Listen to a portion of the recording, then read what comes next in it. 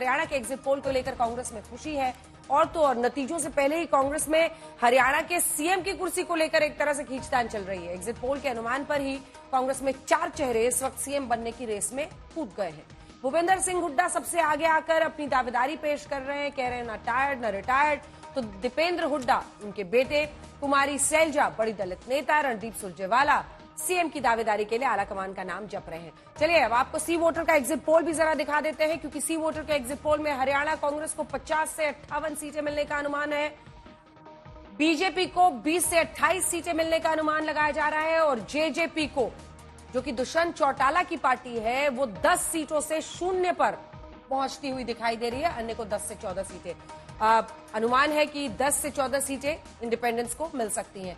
इसी अनुमान पर कांग्रेस में सीएम की दौड़ शुरू हो गई है। भूपेंद्र सिंह हुड्डा हरियाणा से दिल्ली तक सीएम बनने की गोटियां फिट कर रहे हैं।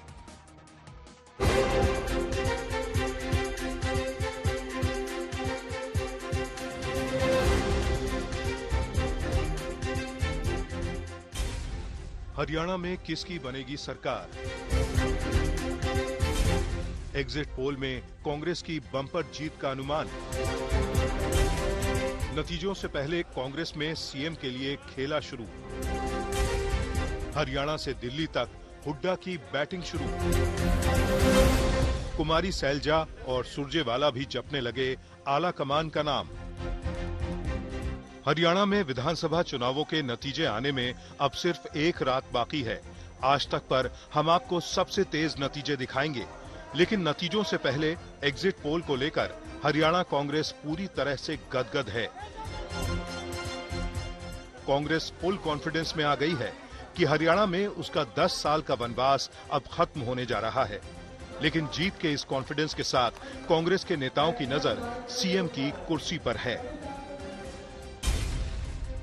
भूपेंद्र सिंह हुड्डा, दीपेंद्र सिंह हुड्डा, कुमारी सैलजा, रणदीप सिंह सुरजेवाला, ये वो 4 चेहरे हैं जो हरियाणा में सीएम की कुर्सी पर नजर गड़ाए हुए हैं। मन में सबके लड्डू फूट रहे हैं। हर किसी के मन में यही चल रहा है, क्या पता आला कमान उसे ही मुख्यमंत्री बना दे। अगर हरियाणा का एग्जिट पोल नतीजों में बदलता है तो इन 4 चेहरों में सबसे बड़ी दावेदारी भूपेंद्र सिंह हुड्डा की बनती है। 77 साल के भूपेंद्र हुड्डा आज तक के सवाल पर कहते हैं कि वो ना तो अभी टायर्ड हैं, ना रिटायर्ड। आपने पहले भी कहा था कि रिटायर नहीं हुए हैं, आप ना टायर हुए हैं, इसीलिए ये सवाल पूछ रहे हैं। अभी भी आप रिटायर? अब भी यही कह रहा हूँ, ना मैं टायर्ड हूँ ना रिटायर्ड हूँ। आपको बता दें कि हरियाणा विधानसभा चुनाव में कांग्रेस के बूथ मैनेजमेंट से टिकट वितरण और प्रचार में सक्रिय भूमिका निभाने वाले भूपेंद्र सिंह हुड्डा दिल्ली तक अपनी बिसात बिछा रहे हैं।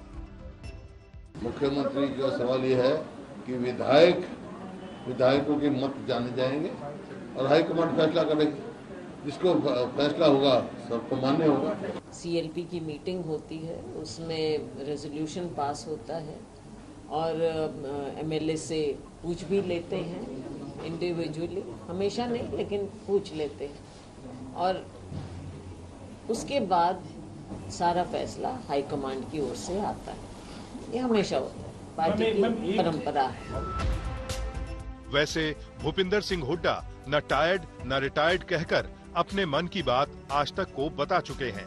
दिल्ली से मौसमी सिंह के साथ आज तक ब्यूरो। और अब आइए भूपेंद्र सिंह हुड्डा हरियाणा में सीएम पद की हैट्रिक लगाने के लिए जो बेताबी उनकी आपको दिखी, आपने देख ली इस रिपोर्ट में। कांग्रेस की सीनियर नेता कुमारी सैलजा को भी पूजा पाठ में सीएम का आशीर्वाद दिया जा रहा है। दीपेंद्र हुड्डा, जो कि भूपेंद्र साहब के बेटे हैं, रणदीप सुरजेवाला भी कह रहे हैं कि अगर आलाकमान जिम्मेदारी देता है तो उसे निभा सकते हैं, हमारे पास रोड मैप है, प्लान है, लेकिन फैसला आलाकमान को लेना है। ये स्पेशल रिपोर्ट।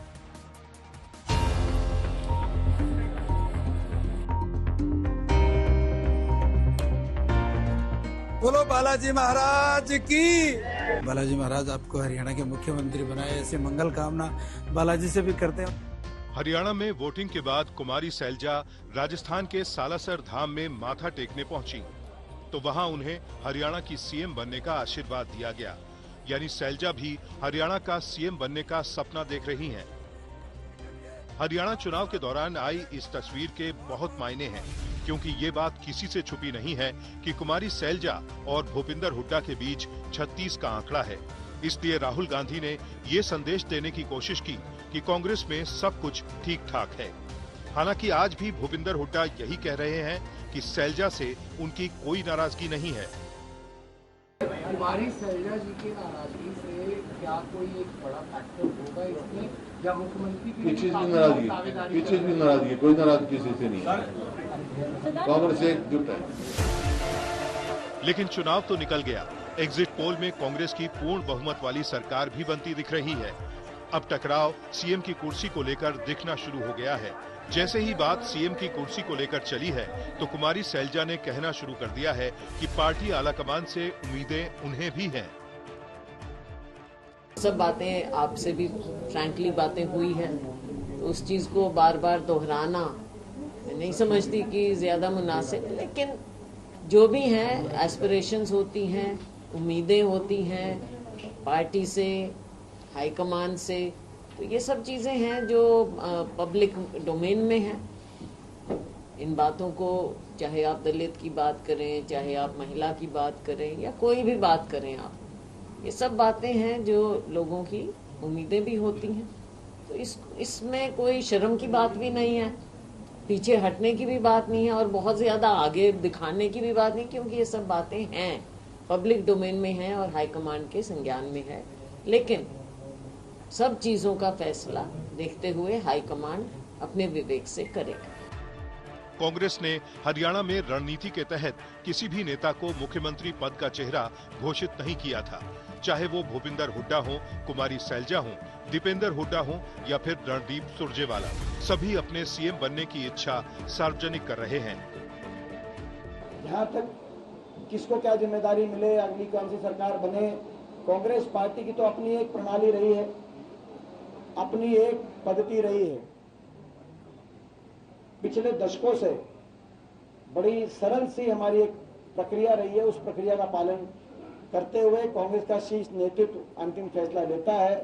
विधायक दल चुन के आता है, विधायक दल की बैठक होती है, शीर्ष नेतृत्व की तरफ से, एआईसीसी की तरफ से ऑब्जर्वर भेजे जाते हैं जो विधायक दल से बातचीत करके उनकी भावनाओं को केंद्रीय नेतृत्व के लिए पहुंचाता है, और केंद्रीय नेतृत्व अपने विवेक से जो अंतिम फैसला करे, वो सभी कांग्रेस के कार्यकर्ता, सभी कांग्रेस का परिवार उस फैसले को आगे लेके बढ़ते हैं, किसको क्या जिम्मेदारी दी जाए। जो पार्टी ने निर्णय किया वो हम सब ने स्वीकारा। उसका ये मतलब नहीं है कि सरकार चलाने की आकांक्षा नहीं है।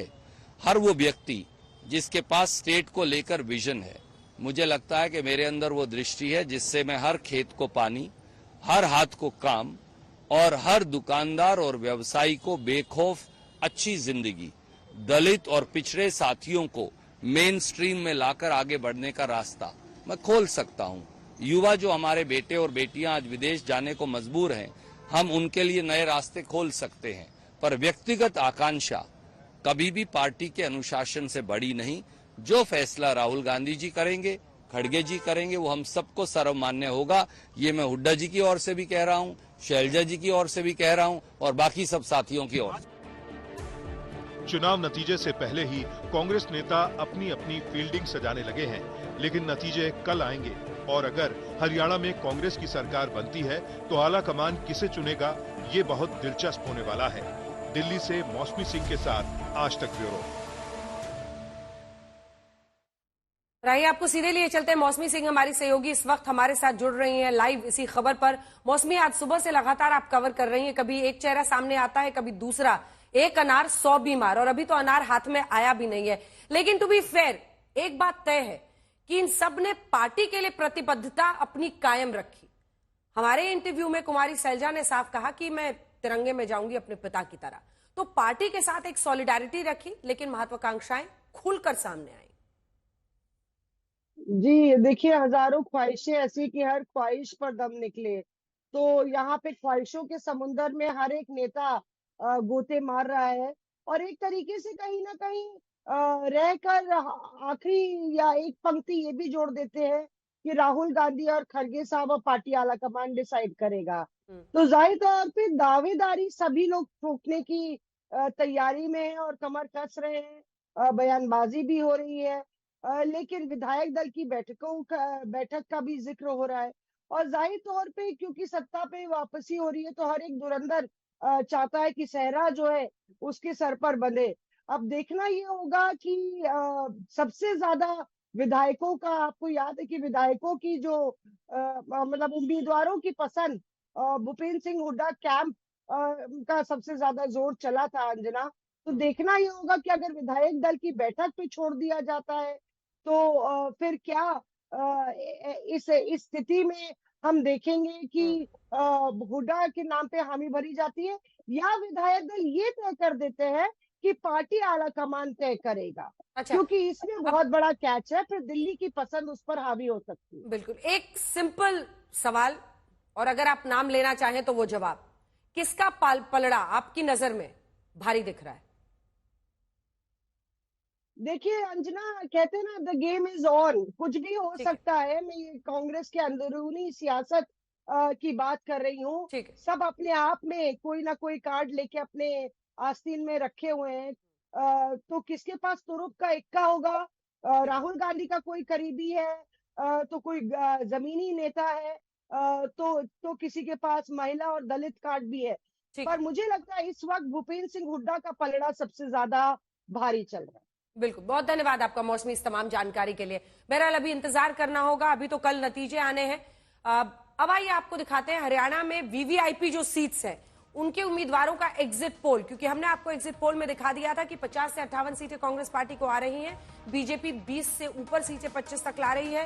तो अब बात वीवीआईपी सीट्स की हो जाती है। सबसे पहले लाडवा सीट आपको बताते हैं, जहां से नायब सिंह सैनी इस बार बीजेपी के उम्मीदवार है। मेवा सिंह वहां से कांग्रेस पार्टी के उम्मीदवार है। नायब सिंह सैनी आगे चल रहे हैं। आपको बता दें इससे पहले नायब सिंह सैनी करनाल सीट से विधायक चुनकर आए थे, उससे पहले कहीं और लड़ते थे और विपक्ष उन पर हमला भी कर रहा था कि आखिर लाडवा सीट पर उनको क्यों चुनावी मैदान में आना पड़ा।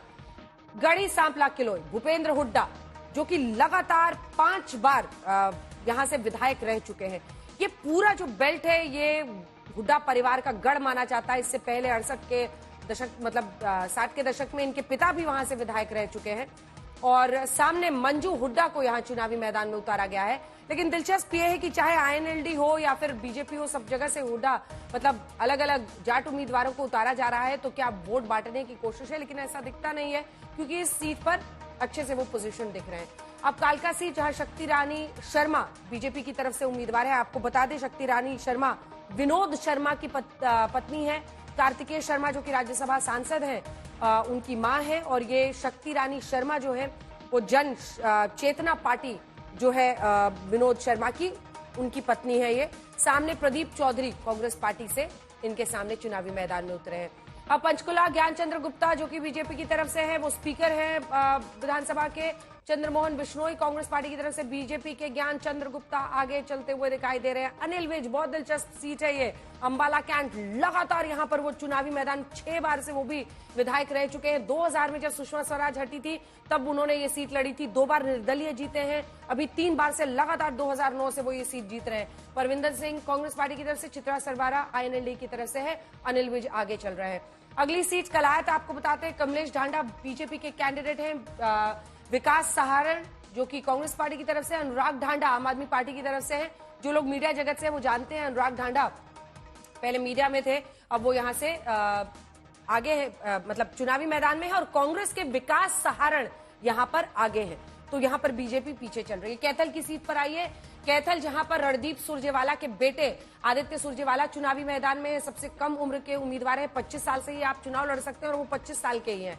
लीलाराम गुर्जर बीजेपी की तरफ से हैं और आदित्य सुरजेवाला यहां पर चुनावी मैदान में आगे चल रहे हैं, रणदीप सुरजेवाला के बेटे हैं। जुलाना योगेश बैरागी बीजेपी की तरफ से, तो सामने विनेश फोगाट है कांग्रेस पार्टी के उम्मीदवार और पहलवान के तौर पर उन्होंने अपनी एक अलग पहचान बनाई है। अब अखाड़े में उतरी हैं पॉलिटिक्स के और यहां पर विनेश फोगाट अपनी ससुराल वाली सीट जुलाना से आगे चलती हुई दिखाई दे रही हैं।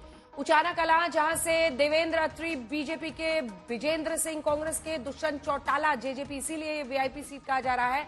ईश्वर खटकर फौजी निर्दलीय आगे चल रहे हैं। ये बहुत बड़ी खबर बनेगी। दुष्यंत चौटाला पिछली बार 10 विधायकों के साथ किंग मेकर बने थे, चाबी उनका चुनाव चिन्ह है।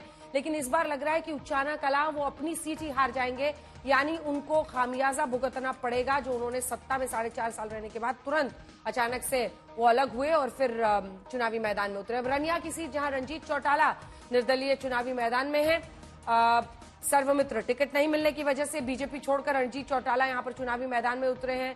सर्वमित्र कंबोज यहां पर कांग्रेस पार्टी की तरफ से हैं, आईएनएलडी की तरफ से अर्जुन चौटाला है। अर्जुन चौटाला आगे चल रहे हैं आईएनएलडी के सिरसा की सीट। गोकुल कोतिया देखिए यहां पर बीजेपी ने विड्रॉ कर लिया, वो नहीं उतार रहे हैं उम्मीदवार को, इसीलिए 89 सीटों पर ही लड़ रहे हैं। गोपाल कांडा यहां पर हरियाणा लोकहित पार्टी के हैं और गोपाल कांडा ही आगे चल रहे हैं। डब्बाली की सीट अमित सिहाग आईएनसी के वर्सेस आदित्य चौटाला आईएनएलडी, दिग्विजय चौटाला और यहां कांग्रेस के अमित सिहाग।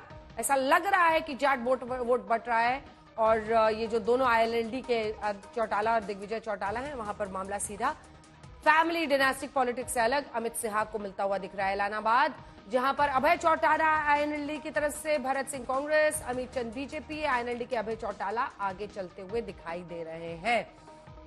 नारनौंद की सीट और आईएनएलडी इसको बहुत बुनाएगी अगर दुष्यंत हार जाते हैं, क्योंकि अलग होकर उन्होंने अपनी पार्टी जेजेपी बनाई थी। बहरहाल नारनौंद की सीट जहां पर कैप्टन अभिमन्यु बीजेपी की तरफ से हैं, जस्सी पेटवार और एक वक्त पर कैप्टन अभिमन्यु आगे थे चल रहे हैं, उन्हें भी सीएम का उम्मीदवार माना जा रहा था और अपनी दावेदारी भी वो मान रहे थे। लेकिन अभी अगर नारनौंद की सीट को देखें तो कैप्टन अभिमन्यु आगे चलते हुए दिखाई दे रहे हैं। बहरहाल ये जो एग्जिट पोल में आगे पीछे है इसमें बहुत एरर मार्जिन रहता है, अभी थोड़ा सा इंतजार करना होगा, कल के नतीजों के लिए इंतजार करना होगा, क्योंकि जो पीछे चल रहे हैं आज ये एग्जिट पोल के नंबर्स देख के उनकी रात की नींद ना उड़े। बहरहाल